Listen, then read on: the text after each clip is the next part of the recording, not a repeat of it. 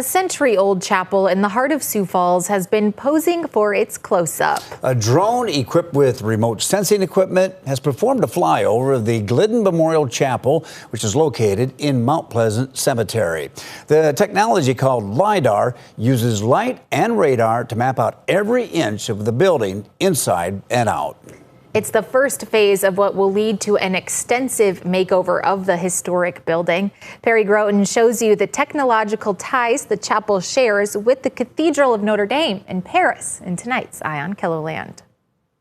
This is a virtual blueprint of the 102-year-old Glidden Memorial Chapel. It gives you dimensions, it gives you space. You can ask the machine to take you upstairs or onto the next side, go 50 feet above and see what it looks like from that view.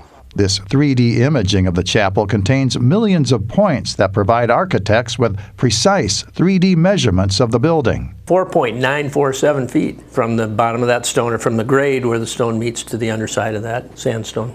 There's a learning curve to this new technology behind every corner and every wall. The first time we used this technology, we were trying to show off how good we were at it, and our operator got lost in the middle of a wall and couldn't figure out how to get out.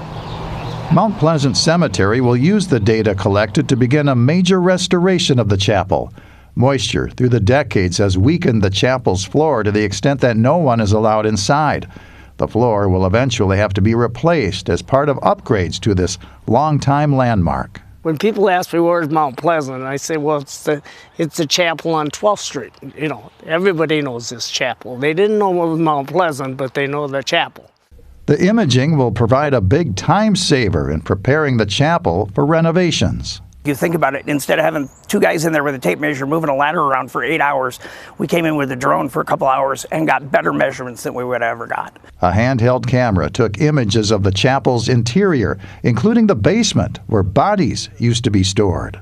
And you can see the right here was the opening, so they could have a casket down below and raise it through the opening into the floor up above. Measurements provided by the imaging will also provide key data for a planned expansion of the chapel. If we put on an addition, for example, we want to make it compatible with the building. We don't want to have it necessarily compete with the building because you can't duplicate this, but you can make something compatible and make it more functional. This type of laser scanning was used to create a virtual model of the Notre Dame Cathedral in Paris after it was heavily damaged by fire in 2019. I saw a thing actually on CBS this morning about how they had used LiDAR after the fire to find all the measurements of the things that were unsafe and they couldn't get to and all that stuff.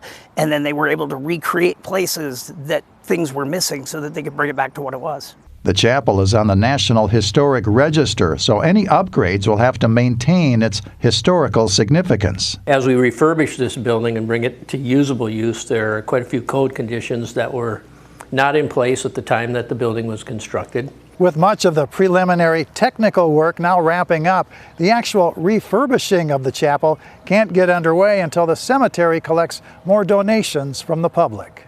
We've got to go step by step, and basically we have to fund the project as we proceed, so that's very important. Actual construction could still be months away, depending on how much money the cemetery raises. An ambitious project to preserve Sioux Falls' past while remaining laser-focused on the future. This building was probably built by people who were born in the 1800s. And what they accomplished is nothing short of amazing. And still, it amazes us to this day. With Eye on KELOLAND, I'm Perry Groten. The cemetery hopes to hold not only funerals but weddings in the chapel once it's fully restored. Gage says he's also fielded questions from churches that want to hold Sunday services there. If you'd like to donate to the project, follow the link under this story on KELOLAND.com.